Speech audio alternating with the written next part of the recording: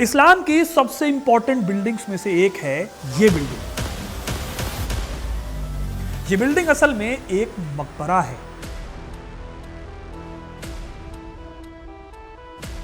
ये वो कब्र है जिसमें दफन है इस्लाम के आखिरी पैगंबर।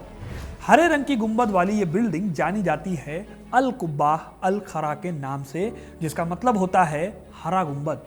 पैगंबर मोहम्मद यहीं पर दफन हुए और यहीं से यह मकबरा इतिहास के सबसे खास मकबरों में से एक हो गया। लेकिन क्या आप जानते हैं कि जिसे दुनिया आज ग्रीन डोम के नाम से जानती है, असल में वो हरा और खूबसूरत गुंबद कभी हरा नहीं बल्कि सफेद था। या फिर क्या आपको ये पता है कि पैगंबर मोहम्मद की रुखसती के काफी सालों बाद इस बिल्डिंग को बनाया गया था। उससे पहले ये बस एक सादगी से भरी जगह हुआ करती थी। और क्या आप जानते हैं कि जिस कमरे में पैगंबर मोहम्मद को दफनाया गया, जिसके घर पर आज ये मकबरा बना हुआ है, वो औरत आखिर कौन थी?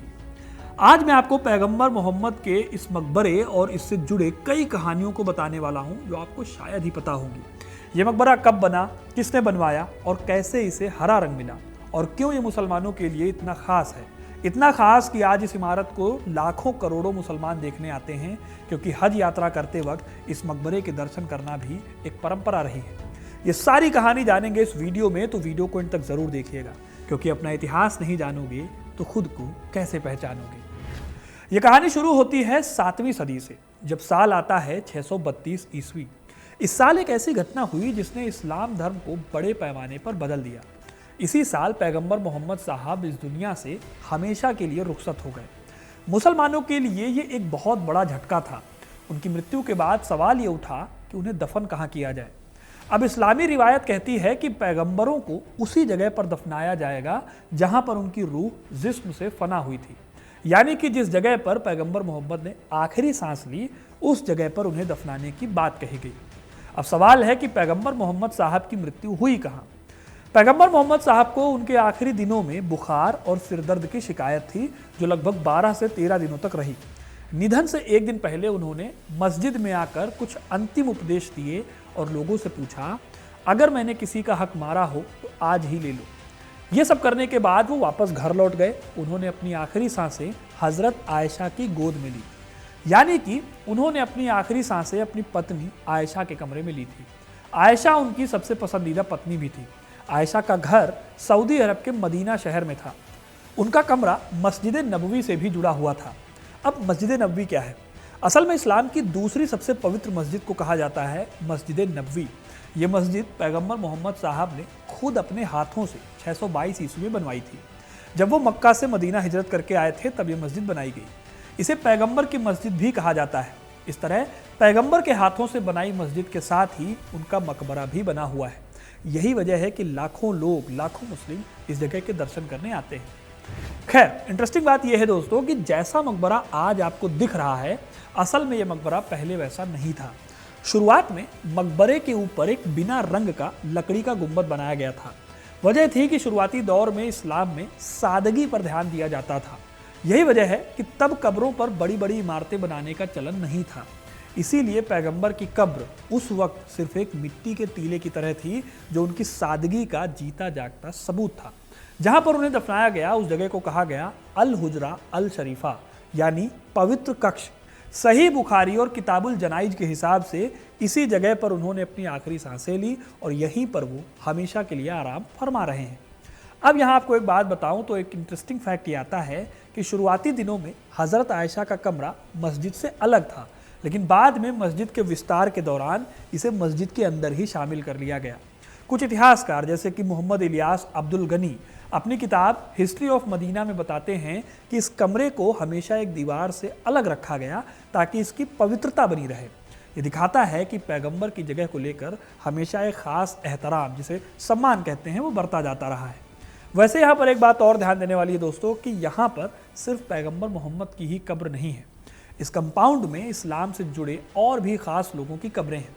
जी हाँ, इस्लाम के पहले 2 खलीफा हज़रत अबू बकर सिद्दीक और हज़रत उमर इब्न अल खत्ताब भी पैगंबर की कब्र के पास हज़रत आयशा के उसी पवित्र कमरे में दफनाए गए थे। इस तरह अगर देखा जाए तो ये पवित्र कमरा इस्लाम की 3 सबसे महान हस्तियों का आखिरी आरामगाह बन गया। लेकिन अपने शुरुआती टाइम पीरियड में ये अपने आप में बहुत सादी जगह थी। शुरू शुरू में इस जगह को सिर्फ एक साधारण दीवार से घेर दिया गया था, जिसका पर्पस था कि मस्जिद के बाकी हिस्सों से इसे अलग रखा जा सके और भीड़ से इसकी हिफाजत भी की जा सके। लेकिन धीरे धीरे इस जगह की अहमियत और बढ़ती गई। लोगों में यहाँ आकर पैगंबर को सलाम भेजने की इच्छा बढ़ने लगी। लिहाजा तय किया गया कि कुछ मोटे मोटे लकड़ी के ढांचे या छतें बनाई जाए, जिनका मकसद था कि उनकी कब्र सेफ भी रहे और उसको एक अलग पहचान मिल जाए। यही नहीं, जो मैंने आपको वीडियो की शुरुआत में ग्रीन डोम दिखाया था, शुरुआत में उस तरह का कोई गुंबद भी यहाँ नहीं हुआ करता था। शुरुआती स्ट्रक्चर का मकसद बिल्कुल साफ था, भीड़ और ख़राब मौसम में ये कब्रें खराब न हों। लेकिन जाहिर है कि ये जगह हमेशा के लिए सादगी से भरी नहीं रह सकती थी। डॉक्टर मोहम्मद सैयद तंतावी, जो कि इजिप्ट के एक बड़े आलिम और इस्लामी इतिहासकार थे, उन्होंने अपनी किताब में बताया है कि इस्लाम के शुरुआती दौर में कब्रों पर भव्य इमारतें बनाना पसंद नहीं किया जाता था, लेकिन पैगंबर की कब्र के मामले में सुरक्षा और इज्जत के लिए छोटे ढांचे बनाने की इजाज़त दी गई थी। ये एक तरह का आप मान के चलो कि क्रमिक विकास था, जो सदियों तक चला, यानी धीरे धीरे डेवलप होता रहा और हर दौर में इस जगह की शान व शौकत और उसकी हिफाजत का पूरा ख्याल रखा गया। जैसे जैसे टाइम बीता, पैगंबर और खलीफाओं के इस मकबरे को भी खास तवज्जो दी गई। उम्मय्यद, अब्बासी और मामलूक जैसे ताकतवर इस्लामी शासकों ने इस मकबरे की खास देखभाल की। लेकिन अब सवाल आता है कि आखिर ये गुंबद हरा कब और किसने बनवाया। इसकी कहानी भी बड़ी दिलचस्प है और इसमें कई सदियों और कई बादशाहों की मेहनत छिपी है। सबसे पहला गुंबद जो पैगंबर मोहम्मद की कब्र पर बनवाया गया, वो पैगंबर मोहम्मद की मृत्यु के लगभग 600 साल बाद बना था। 13वीं सदी में साल 1279 ईस्वी में ममलूक सुल्तान अल मंसूर कलावून के हुक्म पर बना था। तब ये गुंबद लकड़ी का बना था और उस वक्त इसका रंग सफ़ेद था। ये एक बहुत बड़ा कदम था, क्योंकि ये पहली बार था जब एक पवित्र कब्र के ऊपर खास इमारत बनवाई गई। उस दौर में ममलूक सल्तनत मिस्र और सीरिया पर राज करती थी और उनके आर्किटेक्चर की काफ़ी ज़्यादा बात होती थी पूरी दुनिया भर में। हालांकि आगे आने वाले टाइम में इस गुंबद ने डेवलपमेंट और डिस्ट्रक्शन दोनों देखे। 15वीं सदी का साल था 1481। ये साल इस कब्र के लिए बहुत ही बुरी किस्मत लेकर आया। इस साल मदीना में एक भयानक आग लगी। फिर इसी साल इसी गुंबद पर एक बिजली भी गिरी, जिससे इसे बहुत ज़्यादा नुकसान पहुंचा। फिर इसके बाद ममलूक सुल्तान कैतबे ने दोबारा इस गुंबद को बनवाया। इस बार उन्होंने इसे और मजबूत बनवाया ताकि दोबारा ऐसा कोई नुकसान ना हो। फिर आती है 19वीं सदी, जब एक बार फिर इस गुंबद पर गाज गिरी। हुआ ये कि साल 1805 में सऊद बिन अब्दुल अजीज ने मदीना पर कब्जा कर लिया। ये सऊदी के राजा रहे थे साल 1814 तक। जो अभी यहाँ पर किंग अजीज हैं, उनसे अलग लोग थे ये। इस दौरान इनको मानने वाले वहाबियों ने मदीना में लगभग हर मकबरे के गुंबद को ध्वस्त कर दिया। वहाबियों का मानना था कि कब्रों और उनकी जगहों की पूजा करना, जिसके बारे में मान्यता हो कि वहाँ अलौकिक ताकतें हैं, कहीं ना कहीं ये तौहीद यानी एक ईश्वर के सिद्धांत के खिलाफ है। इस दौरान भी इस गुंबद को नुकसान पहुंचा था। हालांकि तब इस गुंबद पर बहुत बड़ा असर नहीं पड़ा था। अब आते हैं हरे गुंबद की कहानी पर। जो हरे रंग का गुंबद आज आप देखते हैं, उसे बनवाया गया था 19वीं सदी में। पैगंबर मोहम्मद की मृत्यु के करीब 1200 साल बाद हरे रंग का गुंबद बनाने का काम किया गया। 19वीं शताब्दी में जब मिडिल ईस्ट और सेंट्रल एशिया के बड़े हिस्से पर ऑटोमन एम्पायर का शासन हुआ, तब ऑटोमन सुल्तान महमद द्वितीय के राज में ये गुंबद बनवाया गया। इस बार इस गुंबद को बनवाने के लिए 19वीं सेंचुरी की सबसे बेहतरीन तकनीकों का इस्तेमाल हुआ। फिर इसके बाद साल 1837 में फाइनली इस गुंबद को हरे रंग से रंगा गया, जिससे इसका नाम ग्रीन डोम से मशहूर हो गया। इसे भी ऑटोमन सुल्तान महमूद द्वितीय ने ही बनवाया था। अब दोस्तों, ये तो हो गई इतिहास की बात। अब इसके स्ट्रक्चर के बारे में कुछ बातें आपको बताता हूँ। देखिए, मोहम्मद साहब का मकबरा एक डबल डोम स्ट्रक्चर है, यानी इसमें दो गुंबद हैं। एक बाहरी गुंबद है, एक अंदरूनी गुंबद है। इस डिज़ाइन से सिर्फ इमारत मजबूत नहीं बनती, बल्कि मकबरे के अंदर का हिस्सा ठंडा भी रहता है। अब आपको पता है कि मदीना में किस हद तक गर्मी होती है, तो उस माहौल में ये काफ़ी काम का होता है। ऐसे ही गुंबद की ऊंचाई करीब 30 मीटर है, यानी लगभग 100 फुट के आसपास। इसी वजह से ये शहर में दूर से ही दिखाई देने वाली इमारत है। इसकी खासियत सिर्फ इसका रंग नहीं है, बल्कि यहाँ नीले रंग और चांदी का भी इस्तेमाल हुआ है। अब दोस्तों, ग्रीन डोम या गुंबद खिजरा दुनिया भर के मुसलमानों के लिए सिर्फ एक ऐतिहासिक इमारत नहीं है, बल्कि ये पैगंबर मोहम्मद साहब की पवित्र कब्र का निशान भी है। और यही वजह है कि इस जगह की ज़ियारत यानी कि यहाँ की यात्रा करना हर मुसलमान की दिली ख्वाहिश होती है।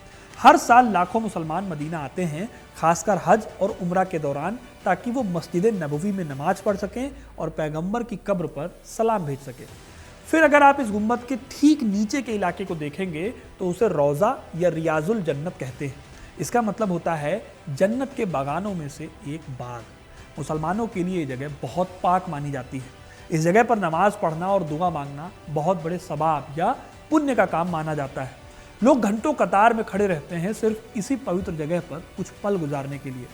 अब यहाँ पर एक बात आपको बताऊं तो आम जनता को ग्रीन डोम के अंदर जाने की इजाज़त नहीं है। पैगंबर और खलीफाओं की पवित्र कब्रें एक अंदरूनी रूम में हैं जो एक बहुत ही मोटी दीवार से घिरी हुई है। जियारत करने वाले लोग मस्जिद नबवी के अंदर से इस दीवार के बाहर से ही सलाम भेज सकते हैं। ये एक तरह से सिक्योरिटी को और पवित्रता को बनाए रखने के लिए किया जाता है।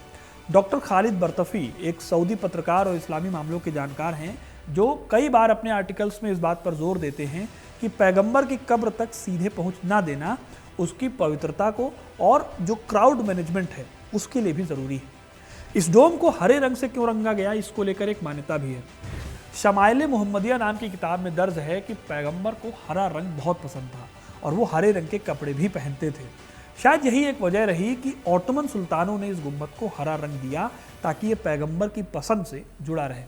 वैसे एक इंटरेस्टिंग बात बताऊं आपको तो मस्जिद नबवी को जब 1837 में हरे रंग से रंगा गया तो इसके चलते पूरी दुनिया में इस्लामिक स्ट्रक्चर में हरा रंग पॉपुलर हो गया। अब अगर आपको यकीन नहीं होता तो आप ध्यान देना कि भारत में भी आपको इसका एग्जाम्पल मिल जाएगा। भारत में मुगल काल की ज़्यादातर इमारतें आपको लाल बलुआ पत्थर या फिर संगमरमर से बनी दिखेंगी। इनका जो मेन रंग है वो ये लाल है, सफ़ेद है या हल्का पीला होता है। लेकिन अगर बात करें हरे रंग की इमारतों की तो सीधे तौर पर कोई बड़ी इमारत पूरी तरह से हरे रंग में नहीं मिलेगी, खासतौर पर मुगल काल की। हाँ, ये ज़रूर है कि कुछ इमारतों में हरे रंग के टाइल्स, कांच या पेंटिंग्स का उपयोग हुआ है। तो यहाँ पर यह भी ध्यान देने वाली बात है कि हरे रंग के स्ट्रक्चर आपको मथुरा वगैरह में कहीं जगह पर देखने को मिलते हैं, लेकिन वो पेंट बाद में किया गया है। ऐसा इसलिए क्योंकि मुगल काल के दौरान हरे रंग का प्रसार इस्लाम में बड़े पैमाने पर नहीं हुआ था। खैर दोस्तों, अब एक आखिरी बात रह गई है और वो है इससे जुड़े एक विवाद को लेकर। दरअसल इस्लाम के कुछ कट्टर धड़ों में ये बहस सामने आती है कि क्या पैगंबर मोहम्मद साहब की इस मस्जिद की भव्यता को कम करने की ज़रूरत है। इसके पीछे का लॉजिक ये है कि इस्लाम हमेशा से सादगी को मानता आया है। तो क्या कल को ऐसा हो सकता है कि इस ग्रीन डोम को हटाकर उनके मकबरे को और सादा बनाया जाए। ज़ियाउद्दीन सरदारी की किताब मक्का द पवित्र सिटी में सऊदी अरब की वहाबी विचारधारा में इस तरह के ख्यालों का जिक्र मिलता है। वहाबी विचारधारा कब्रों पर भव्य इमारतें बनाने के खिलाफ रही है। यही वजह है कि सऊदी अरब के इतिहास में मदीना और बाकी कई जगहों पर कई हिस्टोरिकल कब्रों और इमारतों को ढहाया भी गया है। कुछ देर पहले मैंने इसका एक एग्जाम्पल भी दिया था साल 1814 के आसपास का। हालांकि ये भी सच है कि पैगंबर मोहम्मद की कब्र और ग्रीन डोम के मामले में हमेशा एक खास तरह की रिस्पेक्ट और सेंसिटिविटी बरती गई है। इसे कभी ढहाया नहीं गया बल्कि इसकी हिफाजत की गई है और टाइम टू टाइम इसकी मरम्मत भी की गई है। माना जाता है कि भले ही कुछ विचारधाराएं कब्रों पर इमारत के खिलाफ हों, लेकिन पैगंबर की कब्र की अहमियत और उसके प्रति मुसलमानों की श्रद्धा इतनी गहरी है कि इसे हमेशा से एक एक्सेप्शन के तौर पर देखा गया है। तो दोस्तों, ये थी ग्रीन डोम की पूरी कहानी। एक ऐसी इमारत जो सिर्फ पत्थर और चूने से नहीं बनी, बल्कि इसमें सदियों की आस्था, प्रेम और इतिहास बसा हुआ है। ये सिर्फ एक इमारत नहीं बल्कि दुनिया भर के अरबों दिलों की आस्था का केंद्र है, जो पैगंबर मोहम्मद के प्रति मुसलमानों के गहरे सम्मान और प्यार की निशानी है। दोस्तों, ये थी कहानी ग्रीन डोम की। कैसी लगी आपको ये कहानी, कमेंट करके ज़रूर बताइएगा। वीडियो को लाइक और शेयर करना ना भूलें और ऐसी इंटरेस्टिंग कहानियों के लिए, इतिहास से जुड़े रहने के लिए हिस्ट्री कनेक्ट को सब्सक्राइब जरूर करें। धन्यवाद।